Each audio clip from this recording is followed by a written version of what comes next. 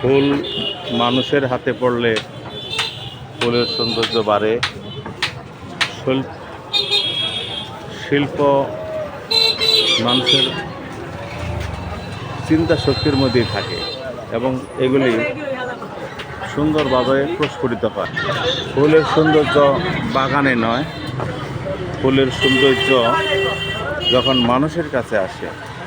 মানুষ সৌন্দর্যের পূজারী, এই জন্য সুন্দরকে ধারণ করে এবং ফুল দিয়ে সব কিছু সাজায়।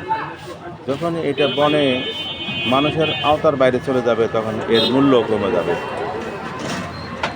মানুষের মূল্যায়ন তার মেধা শক্তির কাছে। মেধা মানুষের অনেক উপরে নিয়ে যেতে পারে। এই ফুল যদি মানুষের জীবিকার মাধ্যম হয় তাহলে কৃষক ফসল ফলিয়েও এত টাকা অর্জন করতে পারছে না। শুধু শিল্প মন মানসিকতার কারণে মানুষ অর্থনৈতিকভাবে সমৃদ্ধ হচ্ছে। অসংখ্য ফুলের বাগান, ফুলের দোকান, এটা তার নমুনা।